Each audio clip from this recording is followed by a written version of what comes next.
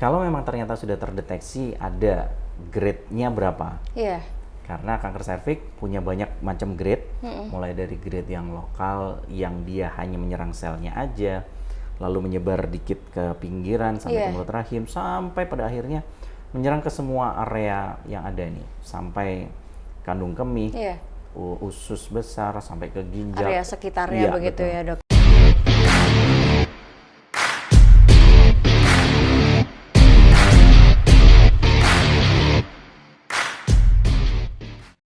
Halo sedulur Jatim, kembali berjumpa dalam podcast Golkar Update, dan kali ini saya bersama dengan Dr. Amir Fahad SPOG. Beliau adalah dokter spesialis kandungan.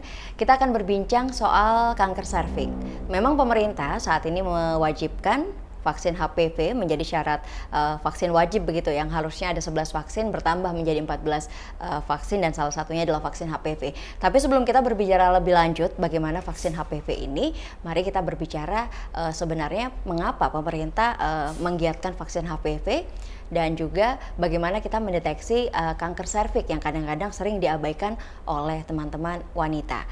Dokter, kita tahu di Indonesia ini banyak wanita yang cukup banyak dan cukup tinggi angka penderita kanker serviks. Betul. Kalau saya baca testimoninya, rata-rata itu mereka ya awalnya tuh kayak biasa aja gitu. Maksudnya biasa adalah keputihan tuh adalah hal yang biasa untuk wanita. Terus kayak nyeri-nyeri itu adalah hal yang biasa. So mereka menganggap bahwa ketika mereka mulai mengalami ciri-ciri seperti itu, mereka menganggap itu adalah hal yang biasa. Padahal itu kan juga menjadi salah satu kemungkinan bahwa mereka bisa mengarah ke kanker serviks. Betul sekali. Deteksi dini yang dimaksud ini harusnya seperti apa sih, Dok? Jadi sebenarnya sebelum kita masuk ke deteksi dini ya, orang-orang harus tahu dulu nih, semua masyarakat harus tahu bahwa kanker serviks ini adalah pembunuh wanita terbesar kedua setelah adanya payudara. Oke, kanker payudara, kanker serviks. Betul. Ya. Nah, ketambahan lagi kalau awareness-nya masyarakat ini masih kurang. Betul. Nah, akhirnya inilah menjadi momok perempuan-perempuan. Padahal kalau boleh dibilang, kanker serviks itu adalah salah satunya kanker yang detectable, yang bisa terdeteksi secara dini dan bisa dicegah. Orang pasti mikir kan, kanker kok bisa dicegah sih? Iya. Nah, inilah luar biasanya kanker serviks. Kenapa? Karena dalam kanker serviks itu perjalanan penyakitnya itu natural history-nya udah jelas. Bahwa dari mulai orang terkena sampai mencapai tahap dia kanker itu butuh waktu lama. Oke. Bisa sampai 10-15 tahun loh. Oke, beda dengan kanker lainnya. Betul. Begitu ya, Dok? Kalau ya? kanker lain orang nggak ketahuan. Tiba-tiba 6 bulan tiba-tiba gitu. Udah gede, tiba-tiba ada sesuatu. Tetapi kalau kanker serviks ini adalah kanker yang luar biasa. Artinya saya bilang luar biasa bukan dalam hal yang baik loh ya. Iya. Tapi kita punya waktu untuk mendeteksi itu karena waktunya panjang. Dan ada metode-metode yang kita bisa lakukan untuk mendeteksi secara dini. Betul. Sehingga preventif kita ini jauh lebih bagus nanti. Nah, kalau orang tahu bahwa kanker serviks itu penyebabnya yang jelas adalah virus HPV, yaitu Human Papilloma Virus. Kalau orang tahu Human Papilloma Virus, kalau orang baca-baca, pastilah arahnya menuju ke infeksi infeksi menular seksual. Nah, ini benar, karena varian dari HPV sebenarnya itu ada banyak ya. Iya, betul, Dok. Bukan hanya 1-2 aja, tetapi yang punya potensi untuk menjadi kanker serviks itu di HPV tipe nomor 16 dan juga 18 itu terbanyaknya lagi. Oke. Nah, dari HPV yang udah masuk ke dalam mulut rahim si perempuan, sekali lagi ini kita ngomongin soal mulut rahim ya. Serviks itu mulut rahim, tetapi bukan rahimnya, tetapi mulut rahimnya aja. Nah, HPV yang udah masuk ke sana, dia tidak serta-merta akan langsung menjadikan mulut rahim ini cacat, langsung luka, langsung berdarah, enggak. Tetapi dia itu akan masuk ke dalam dulu untuk dia perlahan naik ke atas dan perlahan dia akan berubah sel-sel yang ada di situ untuk menjadi kanker. Nah, itu ketahuannya dari mana? Dari deteksi dininya. Kalau kita di kota pasti kenal yang namanya pap smear. Iya, pap smear. Nah, kenapa pap smear yang cuman begitu aja, cuman dioles aja bisa kelihatan? Inilah yang luar biasanya nih. Kalau yang tadi kita bilang HPV nempel dulu, dia masuk ke dalam dasar, setelah itu sel-selnya naik ke atas, akhirnya ada sel-sel yang berubah, yang mati dan akhirnya terlepas dan itu nanti yang akan kesapu itu nanti yang untuk kelihatan ya, betul. Gitu. Meskipun ya kalau kita bahkan yang di Surabaya bagian pinggir atau bahkan di luar Surabaya belum ada fasilitas atau susah untuk mendapatkan fasilitas pap smear, ada yang namanya deteksi dini yang di perifer yang kita sebutkan dengan IVA. Iya, IVA. Pernah tahu ya? Iya, saya pernah tahu. Inspeksi visual asetat. Artinya nggak perlu jauh-jauh ke laborat, nggak perlu keluar biaya yang lebih, tetapi di puskesmas aja udah bisa dilakukan, di praktek dokter juga udah bisa. Itu hanya dengan menggunakan cairan asetat aja, asam asetat dioleskan di sana, akhirnya muncullah bentuk-bentukan atau spot-spot yang kita curigai. Sekali itu menjadi titik begitu ya? Kita ngomongnya adalah yang kita curigai. Untuk pada akhirnya kalau memang ternyata itu sudah ketemu, langkah selanjutnya adalah kita biopsi nih. Kita biopsi untuk kita ambil jaringannya dan diperiksakan ke laborat. Kalau memang ternyata sudah terdeteksi ada grade-nya berapa? Karena kanker serviks punya banyak macam grade, mulai dari grade yang lokal yang dia hanya menyerang selnya aja, lalu menyebar dikit ke pinggiran sampai ke mulut rahim, sampai pada akhirnya menyerang ke semua area yang ada nih, sampai kandung kemih, usus besar, sampai ke ginjal. Area sekitarnya begitu betul. Ya dok ya? Selama dia masih di area yang depan, area yang kecil, insya Allah itu penanganannya jauh lebih gampang dan lebih mantap, lebih selesai. Jadi kalau bicara soal kanker serviks, sembuh bisa begitu ya dok ya? Bisa, benar. Cuman yang benar gitu, kita harus tahu, kita bisa deteksi dini. Ya, cuman masalahnya awareness yang ada di masyarakat itu seperti Aulia bilang tadi, bahwa oke lah, keputihan masih hal yang wajar. Perdarahan masih nggak apa-apa lah, cuman perdarahan cuman gitu aja, jangan dianggap enteng loh ya. Gejalanya yang tadi Aulia bilang benar, mulai dari keputihan.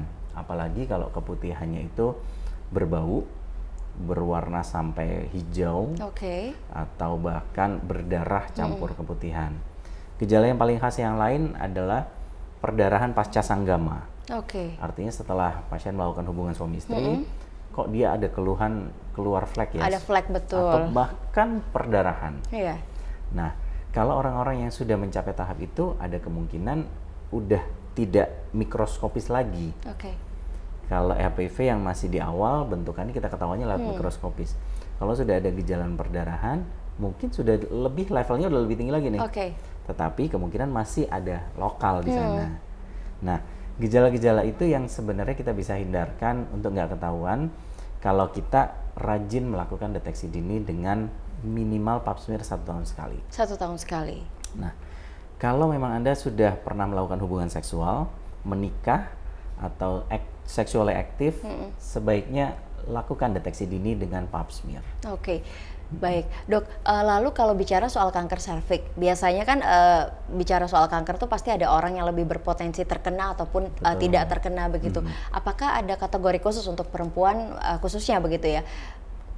Perempuan seperti ini kamu akan lebih gampang begitu terkena kanker serviks? Dari penelitian ya, ada yang bilang perempuan merokok itu punya potensi lebih gede. Perempuan merokok? Perempuan merokok.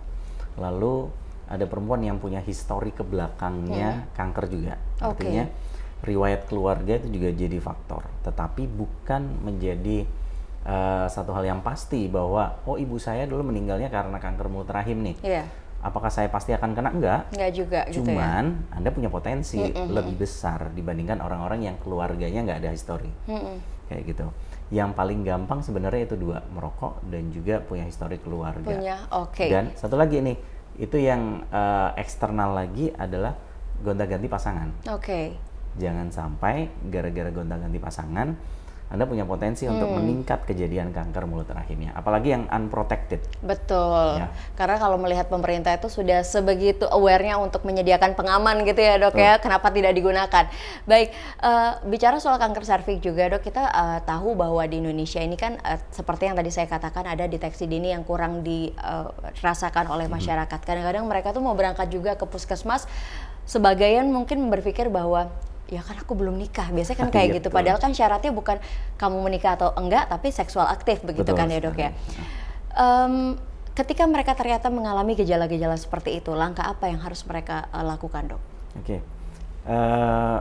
Kalau Anda punya rencana menikah, mohon maaf kalau memang ternyata sudah seksualnya aktif sebelum menikah, sebaiknya pap smear dulu deh. Kita untuk cari tahu bahwa Anda mulai berangkat mengawali rumah tangga ini dengan modal dasar yang aman. Lalu kalau memang udah kelewat dok, saya udah keburu menikah nih, ya udah nggak apa-apa. Anda sudah punya anak ataupun belum punya anak, silahkan pap smear dulu. Setelah itu Anda bisa ngomong sama suami nih, oke, kita mau pap smear, kita mau lihat kondisi serviks saya bagaimana. Kalau memang ternyata aman, alhamdulillah setahun depan pap smear ulang. Kalau toh memang ternyata saat pap smear itu hasilnya menyatakan ada CIN 1, CIN 2, ada CIN 3, itu ada beberapa kategori ya di situ ya, yang mulai menandakan bahwa dia masih awal, sudah tahap kesekian, segera bawa ke dokter kandungan untuk mengkonsultasikan baik itu hasil pap smear ataupun kalau toh ada gejala. Paling tidak kita sebagai dokter kandungan itu punya kewajiban untuk melihat secara langsung mulut rahimnya. Langkah pengobatan apa juga yang harus dilakukan ya dok ya? Nah, yang penting kalau dari dokter kandungan ya, kalau ada keluhan perdarahan pasca sanggama ataupun keputihan yang tidak selesai, yang kita harus periksa adalah mulut rahimnya. Artinya dengan posisi litotomi atau perempuan posisi yang seperti orang melahirkan tuh, kita akan melihat secara langsung dengan menggunakan cocor bebek untuk melihat secara langsung mulut rahimnya ini kondisinya bagaimana. Apakah dia itu masih halus ataukah dia sudah ada perdungkulan di sana. Kalau toh memang ternyata halus, dibuktikan dengan pap smear yang aman, fine. Kita lanjutkan dengan proses setahun sekali. Nah, ada juga yang literatur yang mengatakan cukup dengan 2 atau 3 tahun sekali. Tetapi kalau saya pribadi lebih aman, kita setahun sekali deh. Nah, kalau toh memang ternyata dari pap smear-nya menyatakan ada gangguan atau ada metaplasia atau perubahan sel di sana, kita lihat lagi nih mulut rahimnya bagaimana. Kalau ternyata memang benar ternyata ada bagian-bagian atau area yang kita curigai, kita jadi dokter kandungan akan melakukan biopsi. Kita ambil area yang mencurigakan tadi untuk diperiksakan ke laborat atau ke patologi. Kalau memang ternyata pastinya patologinya menyatakan benar nih kanker serviks tetapi masih tahap yang awal, langkahnya adalah kita bisa ambil bagiannya karena dia masih lokal, kita bisa ambil sebagian dari mulut rahimnya, diperiksakan kembali ke PA, tidak ada sel kanker yang melewati area yang kita potong, udah selesai. Tetapi kalau memang ternyata kanker serviksnya sudah mencapai ke area-area sekitar, baik ke vaginanya, baik naik ke atas, baik ke samping-samping, itu kita harus di rumah sakit tuh. Yang jelas, karena mungkin sudah advance dan penanganannya pun nggak bisa serta-merta hanya dengan biopsi, operasi kecil, enggak. Karena macam-macam nih, mulai dari bisa pengangkatan rahim sampai dengan indung telurnya, sampai dengan kelenjar getah bening di dalam, yang kita namakan dengan radikalistektomi, ataukah perlu radiasi, ataukah perlu kemoterapi. Memang langkah pengobatannya berbeda-beda tergantung tingkat levelnya. Kalau kita bicara kanker serviks juga dok, sepertinya syarat akan wanita begitu, padahal penularannya sebenarnya kan tidak melulu berasal dari wanita saja begitu ya. Kenapa seperti itu dok? Kenapa kok perempuan jadi salah-salah gitu maksudnya? Nah, itu loh maksudnya. Enggak, jadi perempuan sebenarnya bukan jadi faktor ini ya, objek kesalahan, enggak. Tetapi karena awareness-nya yang kurang, akhirnya semua masyarakat pun akhirnya menganggap bahwa ini penyakit kutukan yang perempuan bisa dapat. Padahal nggak gitu.